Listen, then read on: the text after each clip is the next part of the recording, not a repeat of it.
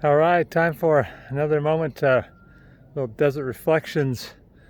Um, I was thinking about the coronavirus, as we all are, and one of the patterns that I see is how much confusion there is, how much opposing ideas. I recently watched a pretty funny post that anyway, an actress did that was really funny, just presenting all the information in a very confusing way, and showing how hard it is to kind of decipher through everything.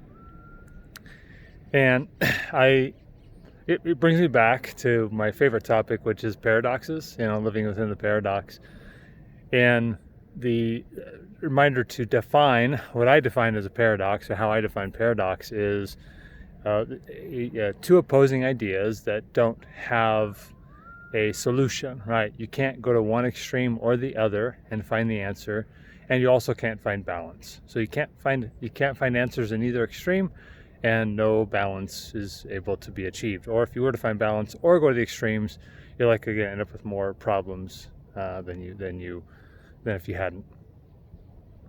I was finished reading a book called Running with the Kenyans. This man goes out to Kenya to figure out how these amazing athletes, what's the secret? Why are they so good at what they do? And he presents as if he's going to find an answer, and ultimately he doesn't. There isn't an answer. There's no one thing. There are many, many things, all of which you have to be able to hold in order to be able to work toward growing if you wanted to become a better athlete. And one of the things that he lists is this drive, this intense focus around a goal for a lot of reasons, and I won't go into all those why that is in Kenya.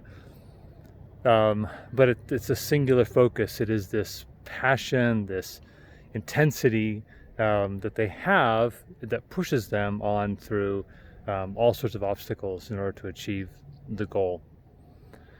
And I want to get back to that in just a second. But to pair with that, I want to tell you, my wife recently told me of a quote that she heard, and the quote was by a woman who lost her son to suicide, and she does some blogs and some other things and talks about mental health, etc. And she made a statement that is beautiful. The statement is, as parents, we should always have a welcome sign on our forehead, which is fantastic.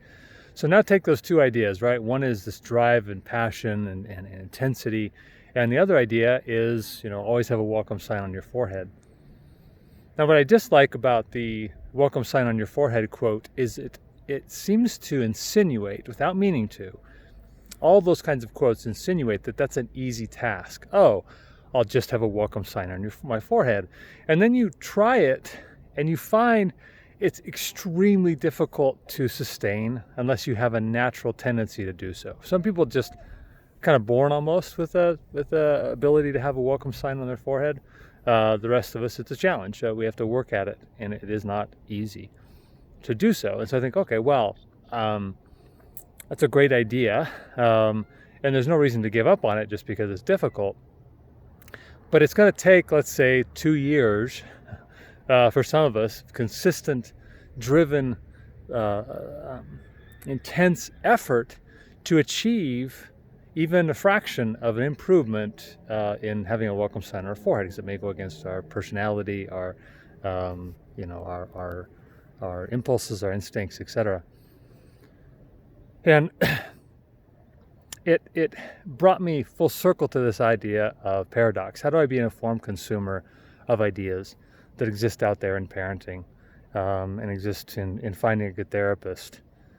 And the way that I find to live in the paradox is to focus on the core aspects of what make therapy and parenting effective.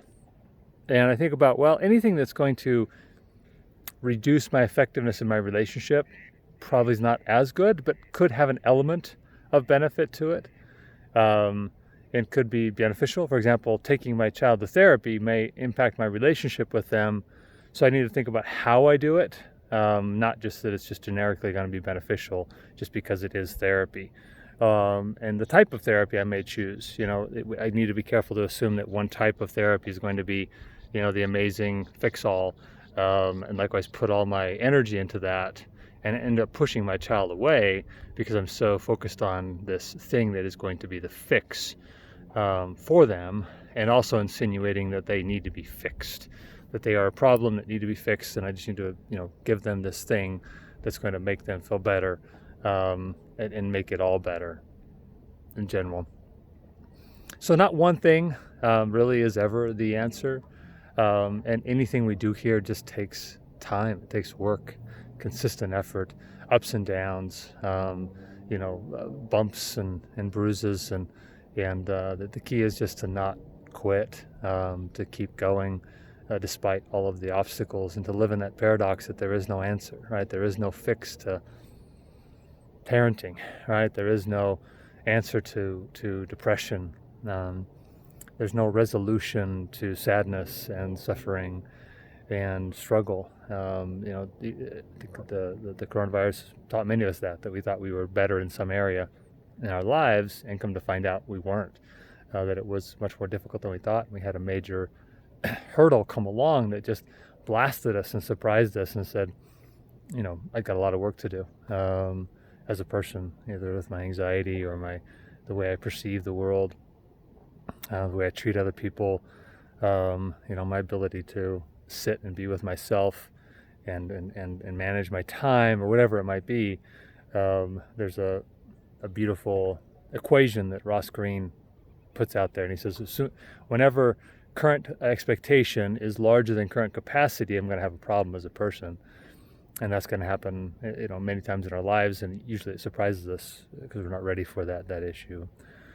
So my invitation, my reflection this week ultimately is just to continue to live in the paradox of change and growth, and recognizing there is no answer, there is no fix, there is no anything that's going to resolve, human struggle, suffering, that's going to resolve, our parenting and make it be the golden ticket that's going to make everything all better, if I just do the one thing. But I will say that the paradox that's most beautiful, the one I invite us to live in and to struggle with, really, and until our whole lives, will be the paradox in the relationship. The relationship is everything, and being able to put the time and the energy to live in that paradox and struggle with the tough questions and answers that never have an end. We just never give up on it with our own children, and we'll be surprised along the way. It was both surprised at the struggle we'll have, but also the surprise at the success that we'll gain as we strive to live within that paradox of the types of things you have to do to sustain and maintain and grow in relationship with our children. So have a wonderful week. Appreciate you all and the trust you give, and we'll keep pressing forward. Thanks.